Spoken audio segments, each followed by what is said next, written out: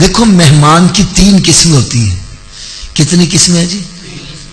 پہلی قسم ہے بندہ آ جائے، ہم کہتے ہیں یہ جائے نہ، اے چلے جانا یار، 2-4 دن رہ کے جاؤ یار، اچھا یار او چلو چائے پی لو یار، چلو روٹی کھا لو. ہم چاہتے ہیں یہ کسی بہانے بیٹھا رہے، ہمارے گھر سے یہ جائے نہ.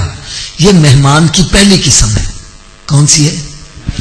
دوسری قسم ہے آ جائے، ہم کہتے ہیں جلدی سے یار خلاصی ہو، اچھا یار باقی باتیں بعد میں کر لیں گے، اگر کوئی ضروری بات ہے تو فون پہ بات کر لینا، اچھا میرا کام جلدی ہے مجھے جانا ہے. ہم کہتے ہیں یہ نکلے فٹافٹ. تیسری قسم ہے کہ ہم چاہتے ہیں یہ میرے گھر میں داخل ہی نہ ہو. ایسا ہی ہے نا جی؟ اب مسجد کس کا گھر ہے؟ اونچی بولو یار ذرا، اور اونچی آواز سے بولو. ہم اللہ کے نزدیک مہمانوں کی کون سی قسم میں رکھتے ہیں؟ مسجد میں آ جاؤ، اگر مسجد میں جی لگ رہا ہے، نماز پڑھ کے پھر بھی بیٹھا ہے، تسبیح پڑھ رہا ہے، قرآن پاک پڑھ رہا ہے، درود پاک پڑھ رہا ہے، سمجھ جاؤ مہمانوں کی پہلی قسم ہے رب نہیں چاہتا یہ جلدی میرے گھر سے چلا جائے. اور اگر مسجد میں آیا ہے جلدی جلدی ٹھونگے مار کے بھاگنے کی کرتا ہے، سمجھ جاؤ مہمانوں کی دوسری قسم ہے. رب نہیں چاہتا کہ یہ میرے گھر میں زیادہ دیر ٹھہرے. اور جو مسجد میں آئے لگا رہا یار، اس کو اپنی قسمت میں رونا چاہیے کہ وہ اللہ کی نظر میں اتنا گر گیا ہے کہ رب تعالیٰ اس کو اپنے گھر میں داخل ہونے کی توفیق نہیں دے رہا.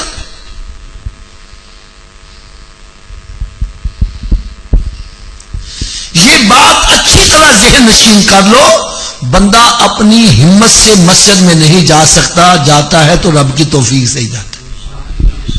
یہ بات صحیح ہے یا غلط ہے؟ میں تو یہ ببانگے دوہل کہا کرتا ہوں، آج کل جو ہماری مساجد میں فیسلٹیز موجود ہیں عام گھروں میں نہیں ہیں. کارپیٹ بچھے ہوئے ہیں، اے سی لگا ہوا ہے، پنکھے لگے ہوئے ہیں، ٹھنڈے گرم پانی کا بندوبست ہے. ہر گھر میں یہ سہولتیں میسر نہیں ہوتی تقریباً. اب چاہیے یہ کہ پورا محلہ ہی مسجد میں آ جائے، لیکن مسجد میں وہی آتا ہے جس کو رب توفیق دیتا ہے. آپ کو میں ایک مثال بڑی پیاری دیتا ہوں. ایک بندہ تھا نا، کسی کا غلام تھا، تو دونوں سواری پر سفر کر رہے تھے، نماز کا وقت ہو گیا. تو غلام نے کہا حضرت جی نماز پڑھ لیے. وہ کہتا یار مسجد آئے گی تو تم پڑھا دیں گے. خیر وہ مسجد آ گئی تو وہ خود باہر کھڑا ہو گیا کہ میں جا کے نماز پڑھے. اس نے نماز شروع کی، کچھ سرور آنا شروع ہو گیا، کچھ رکوع لمبے ہو گئے، کچھ سجدے لمبے ہو گئے، کچھ تسبیح پڑھنے لگ پڑا. وہ باہر کھڑا پریشان، وہ آواز دیتا ہے اوے باہر نہیں آ رہا، اوے تینوں کنے اندر پھاڑ لیا وے جڑا تینوں باہر نہیں آن دے رہا. کہنا جڑا تینوں اندر نہیں آن دے رہا میں باہر نہیں آن دے رہی.